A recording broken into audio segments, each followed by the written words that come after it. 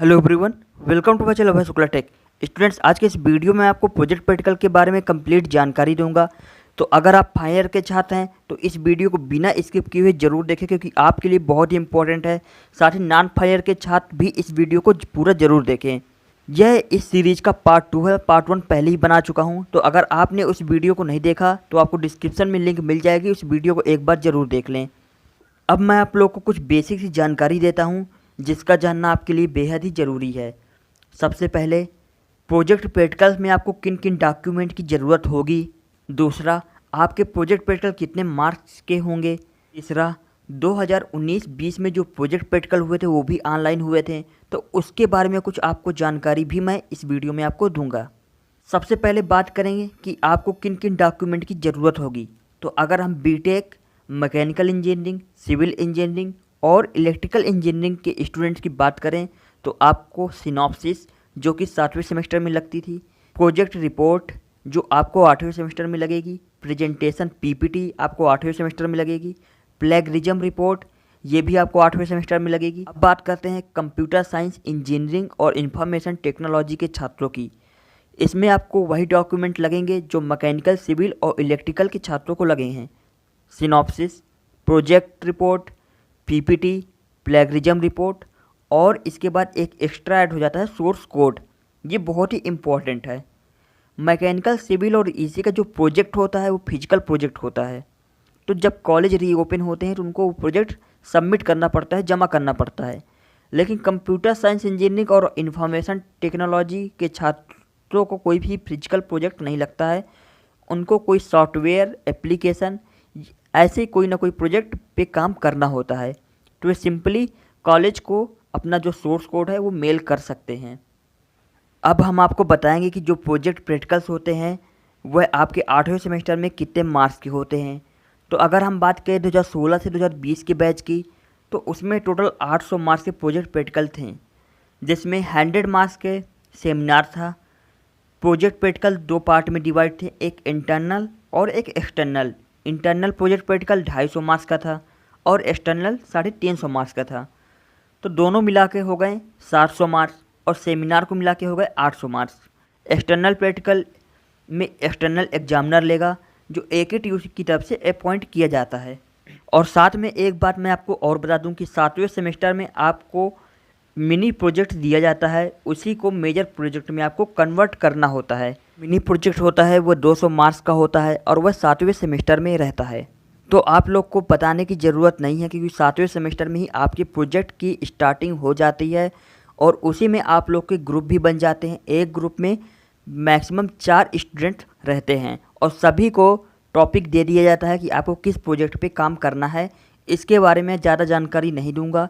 अगर फिर भी आप लोग को इसके बारे में कुछ नहीं पता है तो आप लोग कमेंट कर मुझसे जानकारी ले सकते हैं, क्योंकि हर कॉलेज के अलग अलग अपने रूल्स होते हैं। और जो मैंने मार्क्स की इन्फॉर्मेशन दी थी ये हर सेशन के लिए अलग अलग हो सकते हैं, तो आप जानकारी ले लें अपने कॉलेज से या फिर HOD से, या फिर आप लोग को मालूम होगा कि आपके जो प्रोजेक्ट प्रैक्टिकल हैं वो कितने मार्क्स के रहेंगे। तो अब मैं आप लोग को बता दूं 2019-20 में जो प्रोजेक्ट प्रैक्टिकल के ऑनलाइन वाइवा हुआ था वो किस प्रकार हुआ था। उसी प्रकार आप लोग के भी होंगे, तो आपको एक एक बात को बहुत ही ध्यान से सुनना है। सबसे पहले आपको बताते हैं 2019-20 में जो प्रोजेक्ट प्रैक्टिकल के वाइवा हुआ था वह जूम एप्लीकेशन के माध्यम से हुआ था। किस एप्लीकेशन के माध्यम से हुआ था? जूम एप्लीकेशन के माध्यम से हुआ था। जिस दिन भी आप लोग के वाइवा होगा उसके एक दिन पहले जो आपका क्लास का ग्रुप होगा उसमें आपको इन्फॉर्म कर दिया जाएगा कि आपका वाइवा किस डेट को होगा, और ग्रुप वाइज में किस ग्रुप का पहले होगा फिर किस ग्रुप का होगा उसकी लिस्ट आपको सेंड कर दी जाएगी। तो उस दिन आपको एक लिंक सेंड की जाएगी जो जूम मीटिंग की लिंक होगी। उस लिंक पे आपको क्लिक कर जूम मीटिंग को अटेंड करना है। उसमें कितने कितने लोग, कौन कौन से लोग प्रेजेंट रहेंगे। उस जूम मीटिंग में आपकी जो CS डिपार्टमेंट है, जिस भी डिपार्टमेंट के आप हो, उसमें पूरी फैकल्टी होगी आपकी, प्लस एक एक्सटर्नल एग्जामिनर होगा जो AKTU की तरफ से अपॉइंट किया जाएगा, वही आपका वाइवा लेंगे। साथ में आपके पूरी क्लास होगी जो सभी अपना वेट कर रहे होंगे अपनी अपनी बारी का, ग्रुप वाइज। तो इसमें जो वाइवा होगा वह ग्रुप वाइज होगा। मान लीजिए आपके ग्रुप में 4 स्टूडेंट्स हैं, आपका वाइवा हो रहा है, उनमें किसी एक स्टूडेंट को लीड करना पड़ेगा। लीड मतलब कि अपनी स्क्रीन को, जिस स्क्रीन से आप दे रहे हैं वाइवा, उसको शेयर करना होगा। उस स्क्रीन को आपकी पूरी क्लास, आपके पूरी फैकल्टी और एक्सटर्नल एग्जामिनर देख रहे होंगे, जो भी आप अपनी स्क्रीन में कर रहे होंगे। तो आपको बताना क्या है स्क्रीन शेयर कर। अगर आप सीएसई डिपार्टमेंट के स्टूडेंट्स हैं तो आपको अपना जो भी प्रोजेक्ट होगा, मान लीजिए आपका प्रोजेक्ट है फेस डिटेक्शन, तो आपको रन करके दिखाना पड़ेगा कि ये हमारा प्रोजेक्ट है, ऐसे रन हो रहा है, ये कोडिंग है। फिर इसके बाद जो एग्जामिनर होगा, एक्सटर्नल एग्जामिनर, आपसे कुछ क्रॉस क्वेश्चन कर सकते हैं उसी प्रोजेक्ट के रिगार्डिंग, कि ये प्रोजेक्ट आपने किस लैंग्वेज पे बनाया है, क्या क्या आपने काम किया है, फ्यूचर के लिए ये क्या बेनिफिट हो सकता है, इसके एडवांटेज क्या है, डिसएडवांटेज क्या है। इसके बाद जब आप आंसर दे देंगे तो बारी बारी से जितने भी ग्रुप मेंबर होंगे उन सभी से उस प्रोजेक्ट से संबंधित क्वेश्चन करेंगे। इसके बाद आपको अपनी प्रोजेक्ट रिपोर्ट भी दिखानी होगी कि ये हमारी प्रोजेक्ट रिपोर्ट है, सोर्स कोड भी दिखाना होगा, प्रोजेक्ट को रन करके भी दिखाना होगा, साथ ही पीपीटी को भी दिखाना पड़ सकता है और उस पीपीटी का आपको प्रेजेंटेशन भी देना पड़ सकता है। 2020 में जिन भी छात्रों के हुए थे उनमें मैक्सिमम छात्रों को पीपीटी एक्सप्लेन करना पड़ा था।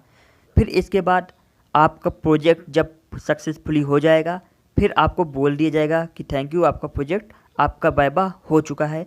फिर इसके बाद दूसरे ग्रुप को उसमें अटेंड करना होता है।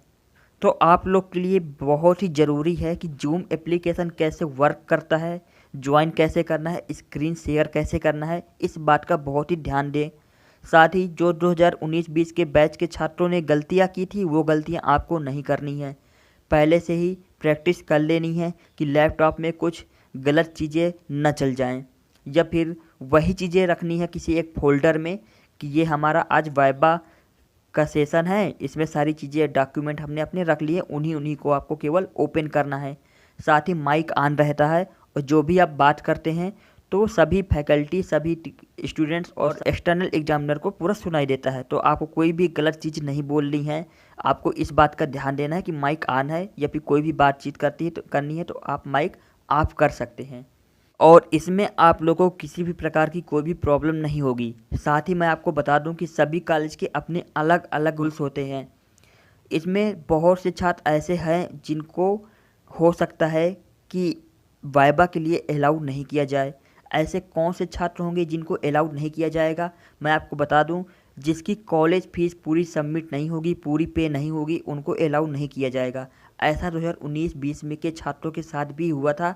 जिन छात्रों की फ़ीस पूरी जमा नहीं थी उनको अलाउ नहीं किया गया था।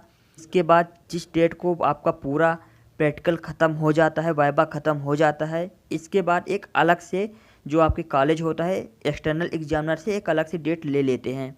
उनमें उन छात्रों का वाइवा होता है जो छात्र पहले वाइवा नहीं दे पाए थे किसी न किसी रीजन से, या फिर फीस की प्रॉब्लम रही हो, या फिर किसी भी तरह की कोई भी प्रॉब्लम हो। तो ये 3 बहुत ही बेसिक सी जानकारी थी जो आपके लिए जानना बहुत ही ज़रूरी था। आई होप कि मैंने अच्छे से एक्सप्लेन किया हो और आपको एक एक चीज़ अच्छे से समझ में आई हो।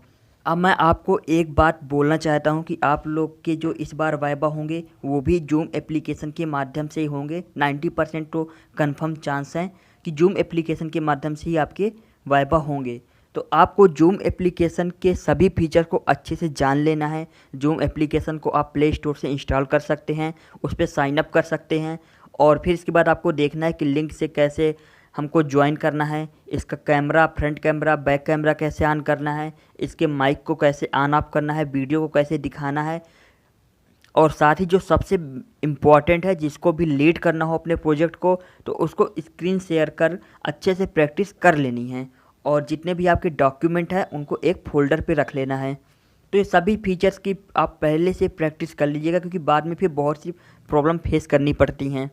अब मैं आपको बताऊंगा कि मैं आपकी इसमें किस प्रकार से मदद कर सकता हूं। सबसे पहले बात करूंगा मैकेनिकल इंजीनियरिंग, सिविल इंजीनियरिंग और इलेक्ट्रिकल इंजीनियरिंग के छात्रों की। तो मैं आपको सिनॉप्सिस में मदद कर सकता हूं, प्रोजेक्ट रिपोर्ट में मदद कर सकता हूं कि आपको प्रोजेक्ट रिपोर्ट किस प्रकार कैसे बनानी है, प्रेजेंटेशन पीपीटी बनाने में आपकी मदद कर सकता हूं, साथ ही प्लेगरिज्म रिपोर्ट बनाने में भी मैं आपकी मदद पूरी तरीके से कर सकता हूं कि आपका जो प्लेगरिज्म रिपोर्ट है वो 10% से कैसे नीचे रह सकता है, या फिर मैं आपको खुद बनाकर दे सकता हूं। तो इन डॉक्यूमेंट में मैं आपकी पूरी मदद कर सकता हूँ। साथ ही वाइवा के क्वेश्चन किस प्रकार से आते हैं उसमें मैं आपकी मदद कर सकता हूँ। जूम एप्लीकेशन के बारे में कुछ जानना है तो उसके बारे में आपको अच्छे से समझा सकता हूँ। साथ ही वाइवा के रिगार्डिंग कोई भी आपको डाउट है, कोई भी क्वेश्चन करना है तो आप मुझे इंस्टा में मैसेज ज़रूर करें, लिंक आपको डिस्क्रिप्शन में मिल जाएंगी। साथ ही टेलीग्राम ग्रुप को भी ज्वाइन कर लें।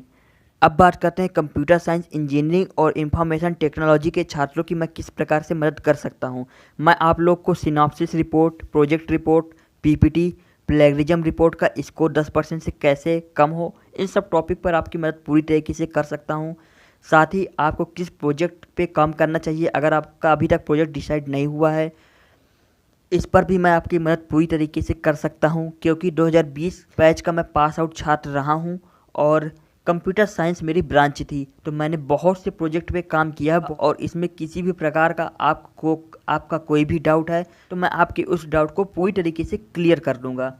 तो अगर आप लोग भी मुझसे संपर्क करना चाहें तो इंस्टा में मुझे मैसेज कर सकते हैं। साथ ही टेलीग्राम ग्रुप को ज़रूर ज्वाइन करें। जैसा मैंने डिटेल में बताया कि आपके जो प्रोजेक्ट प्रैक्टिकल के वाइवा हैं वो किस प्रकार से होंगे और आपको किन किन बातों का ध्यान रखना है, साथ ही मैं आपकी किस प्रकार से हेल्प कर सकता हूं। नेक्स्ट वीडियोज मेरे बहुत ही छोटे होंगे जिसमें मैं पहले बताऊंगा सिनॉप्सिस के बारे में, फिर प्रोजेक्ट रिपोर्ट के बारे में, फिर पीपीटी के बारे में, फिर प्लेगरिज्म रिपोर्ट के बारे में, फिर सोर्स कोड के बारे में। तो आज की वीडियो में बस इतना ही। Wish you all the best, keep watching and subscribe the channel for more videos. Thank you.